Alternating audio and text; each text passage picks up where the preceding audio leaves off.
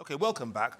Okay, so we're now going to talk about one of the biggest challenges facing the black business communities of access to finance and investment. You heard what Hamid Ibrahim said a moment or two ago. If somebody from another community had done what he and his colleagues had done, people would be throwing money at them. So why would it be different if you're from an African or Caribbean background? Well, we've assembled a panel of specialists who will join us up here in a few minutes. But first, let me invite Andy Davis, founding partner at 10 by 10 Capital. It's a pre-seed fund investing in black founders before they hit the market, before people even know who they are. Andy's an ex-founder, an angel investor, a VC, and a former investor in residence at Google. Andy Davis.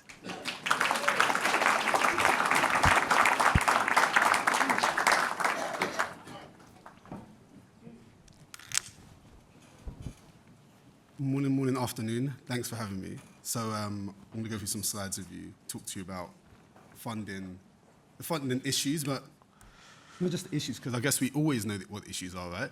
Let's actually talk about some solutions as well.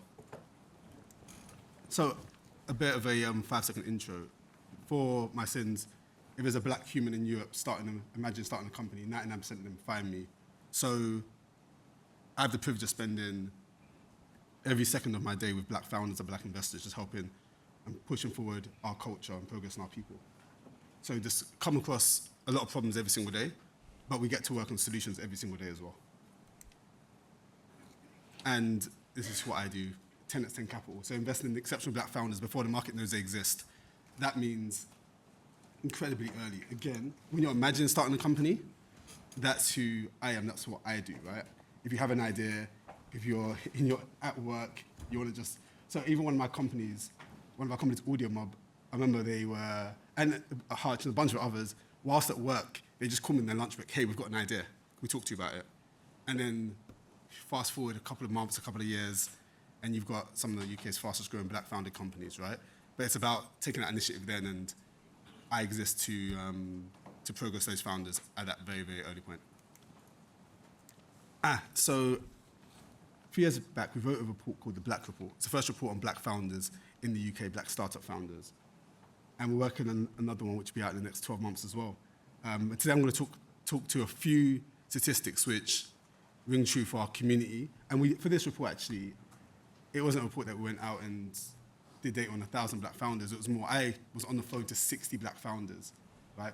30 female, 30 male founders, and just got very deep dive, very detailed data on their businesses, on their personal lives, their backgrounds, and their futures. So I'll start with this. So the percentage of black founders who raise a friends and family round, only 22%, right? And we'll get to solutions, right? But it's a number worth remembering and thinking about. So when we see black founders out there, all these entrepreneurs, and they're pitching for the first time, there's a bit of a difference. We've got the average white male founder, and they're seemingly pitching for the first time. They've raised a friends and family round, most likely already, right? They've already got something out there. They've got a team. They've been working full time on it. They've got the advantage of that head start of being in the market and accelerating ahead. In our case, only 22% able to raise a friends and family round. Then when it comes to self-funding their businesses, 88% self-fund. And that's not a bad thing, right? Because actually we should all be able to have some skin in the game and push ourselves forward. That's really, really important. When I talk to founders, I personally don't care if you put a penny into the business or a pound. I just want to know that you put your time into this thing, right? And that you've worked and you put some effort in. Before we come and put effort in. We work 24/7, so we want the same for you as well. But on the self-funding piece, the average amount self-funded was actually only £14,000. So even if 88% of them are self-funding, if they're only funding up to £14,000 into their businesses on average, it's not really a significant amount of capital to be able to make enough progress, right, compared to their peers. Right, and guess what? Black founders aren't starting businesses that just compete with other black founders. They're starting businesses which compete with other companies in the world. So we need more capital. We have to go to market. We'll get some solutions. Another data point. 42% of black founders are solopreneurs. So startups are so hard. They're like crazy hard, right? Where they just get harder every single week, and I don't even know why, right? Every week they get harder. You start a business, and even if you're part-time, you start a business, and it's really hard, there's obstacles. And then when you go full-time, you just imagine, oh, whatever happened part-time, when I was part-time, I'm just going to double that effort and that output and those results. That's not what happens. For some weird reason, walls just fall in front of you when you're full-time. You have to learn how to jump over those walls and run through them as well. So being a solopreneur makes it incredibly harder because you have to deal with all that stuff by yourself.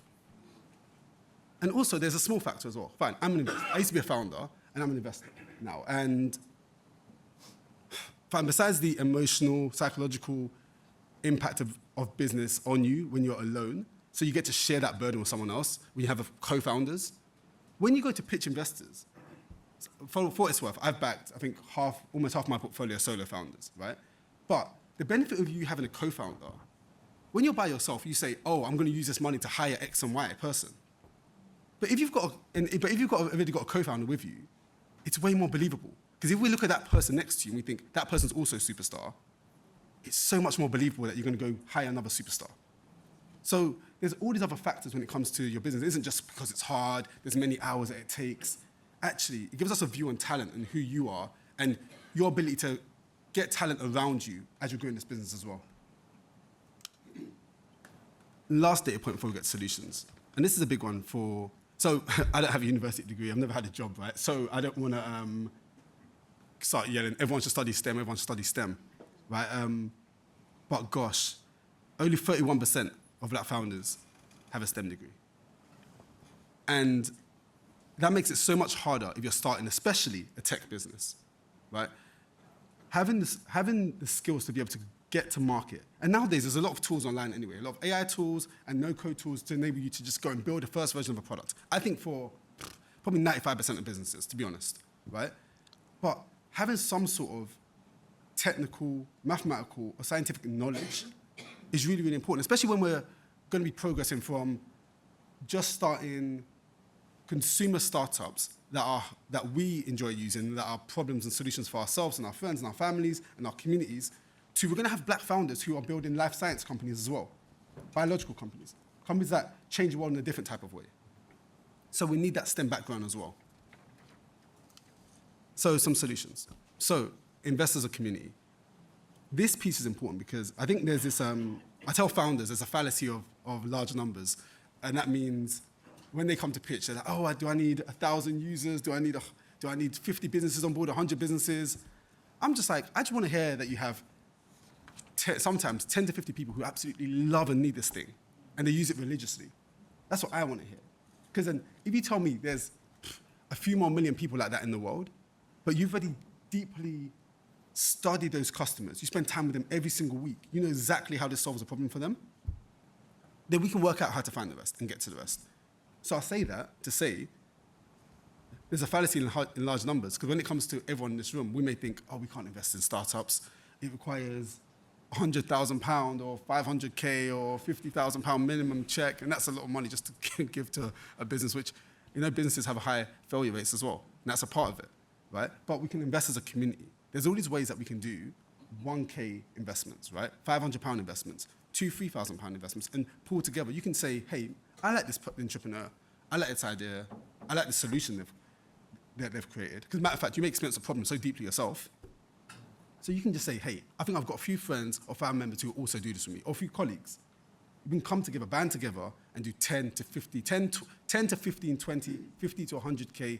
You see, the ultimate number doesn't really matter. It's just that extra piece. Because guess what? We do 15K. We've already got here, right? The amount they've self-funded themselves, already doubled their chances really, really early, right? So we have to, I think investing as a community is a great solution there. 2, we have to encourage more great solo founders to start companies together. I meet founders all the time, and because the amount of founders I see, so many of them are doing the same type of business. Sometimes not the exact same thing. And I think people hate when I'm like, hey, I know there's 2-3 other people, you should definitely have a conversation. And they're like, oh, but this is my idea. But I'm just like, idea schmeider, who cares? Right? If this doesn't go anywhere, it's true, idea schmeider, I never care about ideas. I invest at idea stage, but I don't care about the idea, I just back people. I'm not backing your idea, right? I tell my founders, I don't want their businesses to pivot or change. Gosh, they do that though, but I don't want them to pivot or change. But I'm just backing them. I'm backing people who are doing their life's work and they're going to be committed to it. The only thing I ask of anyone actually in this life is just be committed above anything. I don't ask you to be skilled. I don't ask you to have the relevant experience. I don't ask you to have done it before. Just be committed.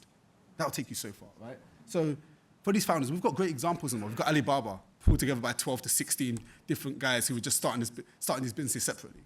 Right? We've got PayPal, 2 different companies who came together in the same building, working on the same solution, competing. Unnecessarily, pulled together one of the world's greatest companies. Right? So we have to encourage more great solo founders to start companies together. Again, I'm also going to back, even with our new fund, one of our first founders we're backing is a black female solo non-technical founder. So I'm being a bit of a hypocrite, right? But I think there's always going to be exceptions to the rule, and I'm just looking for exceptions, to be honest. But we should always pull great people together. This is anything in life, actually. This isn't just about business. But in business where it's exceptionally hard, and more harder, especially if you're black founders and black female founders, we have to be working together will take us further. Study STEM. Again, no degree. I'm not like our old ex-prime minister, but I'm not here to encourage everyone to do maths or anything. But I think it's important that if we're going to be studying stuff. So, an example, one of my little cousins, he went to uni a few years ago, went to a really good uni, and he was like, hey, he wants to read philosophy. I said, fine, sure, but what are you going to do afterwards? And he said, well, I don't know yet, but I'm really interested in philosophy. I like reading about philosophy. And I was like, just remember, you're not a white middle-class kid, right, who can just read philosophy and then go get any job. I don't know how they do that, actually. That shit is so beyond me. Read philosophy, then go get a job as an accountant or some sort of hedge fund. What? Anyway, yeah, we're black, please, right? So you can definitely read philosophy if you're black. You can definitely read philosophy if you're black. However, see, no one should listen to me. I'm too extreme. I should have started with I'm very extreme. So, but I think the more of us who study STEM, or if you aren't technical or have any sort of STEM background to you, find someone for your team who does. It's important, even someone close to your business or organization, right? Just to support you in some way. A close advisor, maybe, at a minimum. And the very last thing is honesty. So this bugs me, right? So I think founders, investors, advisors, supporters, friends and family, we need to be more honest with each other. 100%. An example happens every week in my life.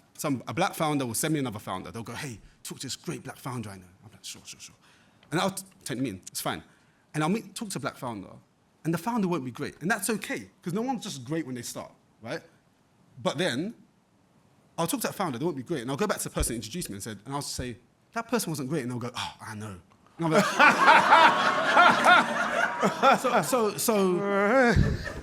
but listen, because we're black, with me, they're safe, right? But first impressions matter so much in this world, right? So elsewhere, you've just killed a first impression for that person. You've killed an opportunity for their business and for them actually as an entrepreneur, right? So I think we need to be more honest with each other. So I always say to them, I'm like, hey, I said, what do you think's wrong with the business? And they'll go, oh, A and B. And I'll go, yeah, exactly. So why don't you just communicate that to them? So founders need to be more honest with each other. We as investors need to be more honest with founders. And even just advisors, as a community, we need to be more honest with each other. If we think someone's good but not great yet, and they're like asking you for an introduction or asking you for a favor, asking you to help, just communicate honestly. That's it. I think it will take us so much further, and it will move the needle so much. Yeah, but there's my problems and tips and solutions. Thanks. Andy, thank you very much.